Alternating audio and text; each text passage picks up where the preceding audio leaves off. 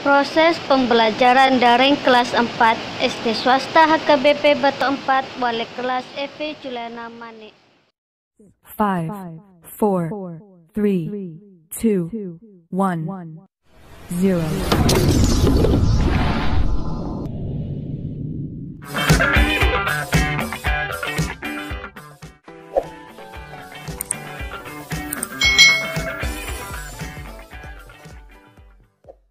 Nah, hari ini kita akan belajar bersama-sama untuk mata pelajaran tematik kelas 4. Kita belajar di tema 4, berbagai pekerjaan, subtema 1, jenis-jenis pekerjaan, pembelajaran yang ke-6. Mari adik-adik kita belajar bersama-sama. Adik-adik, tahukah kamu bahwa kejujuran merupakan hal penting dalam setiap pekerjaan? Adik-adik, dalam setiap pekerjaan apapun, baik dalam sekolah, baik dalam orang bekerja, berteman, itu kejujuran itu sangat penting adik-adik. Jika kita tidak jujur kepada orang lain, maka orang lain tidak akan percaya kepada kita. Nah, adik-adik, masih ingatkah kalian dengan cerita pemimpin idola, pemimpin yang jujur? Nah, mari kita ingat-ingat kembali tentang cerpen ini ya. Ida temanku sebangku, mungil berkulit hitam manis, tidak banyak bicara, dan pandai itulah cirinya. Ia seorang anak yang sederhana, ayahnya sudah lama meninggal. Ia tinggal bersama ibu dan adiknya. Ida anak yang sangat pandai. Nilai-nilainya yang selalu bagus memberinya kesempatan meneruskan sekolah tanpa biaya. Semua buku pelajaran dan perlengkapan ditanggung oleh sekolah. Ida tak perlu malu dengan kondisi keluarganya.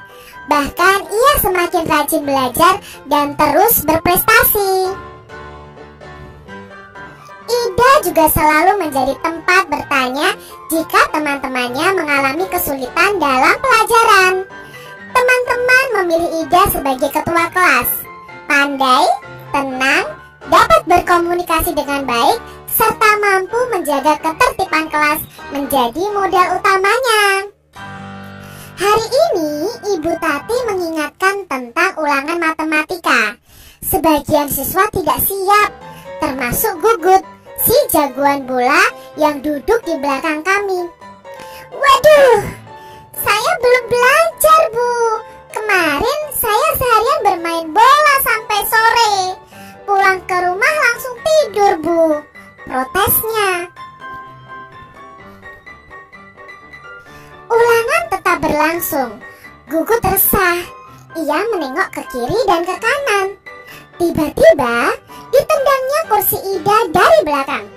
Shh, Ida, bantu aku dong. Geser sedikit ke kiri agar aku bisa melihat jawaban di kertas ulanganmu, pinta Gugut. Ida bergeming.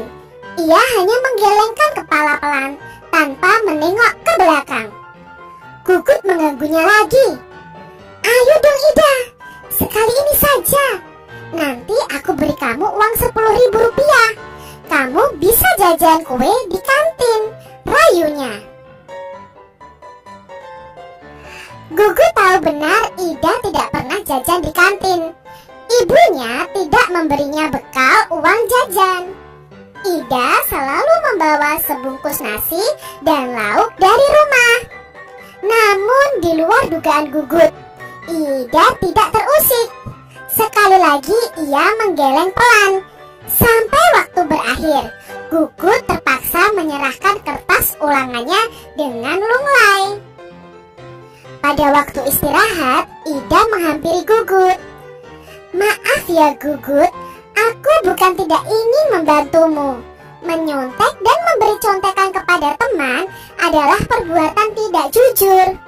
Bahkan perbuatan tersebut bisa dianggap sebagai korupsi kecil-kecilan, katanya kepada Gugut.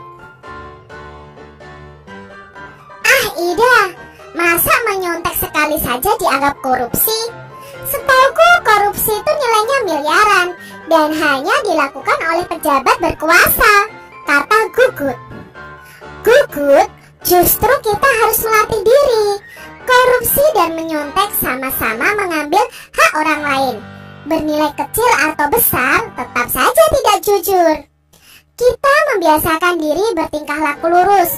Mudah-mudahan ketika besar nanti, kita tidak akan tergoda untuk melakukan korupsi dalam bentuk apapun.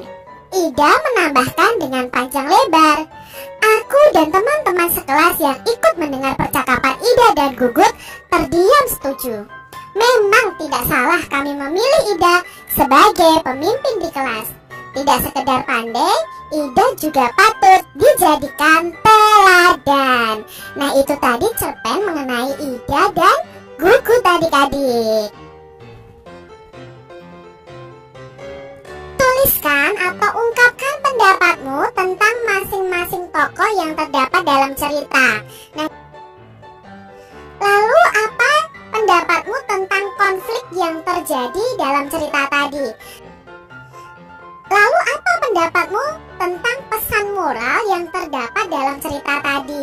Nah, tahukah kamu bahwa kejujuran juga sangat diperlukan dalam bidang olahraga? Nah, ayo kita berlatih silat bersama-sama. Pada pembelajaran sebelumnya kita sudah belajar tentang langkah kaki pada gerakan silat.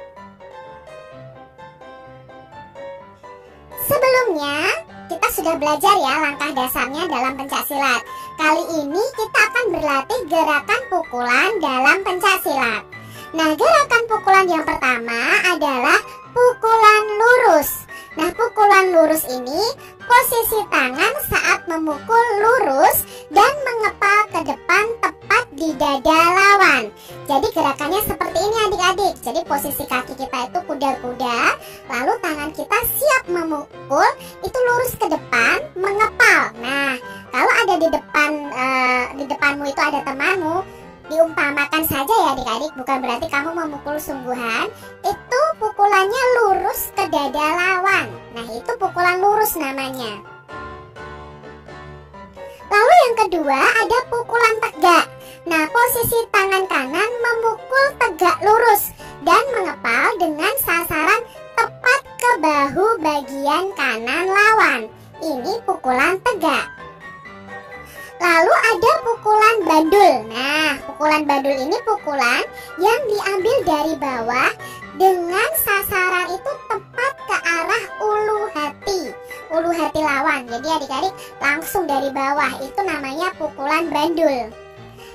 Yang berikutnya ada pukulan melingkar. Nah, pukulan melingkar ini pukulan berbentuk lingkaran dengan sasaran ke arah pinggang lawannya. Jadi ini namanya pukulan melingkar. Ingat adik-adik, pencaksilat ini berupa olahraga, bukan untuk bermain bersama teman-teman kalian. Kalian tidak boleh saling memukul dengan teman kalian ya. Nah, kalian hanya praktekkan ini saja dengan pengawasan dari orang dewasa. Demikian tadi adik-adik pembahasan kita di tematik kelas 4, tema 4, subtema 1, pembelajaran yang ke-6.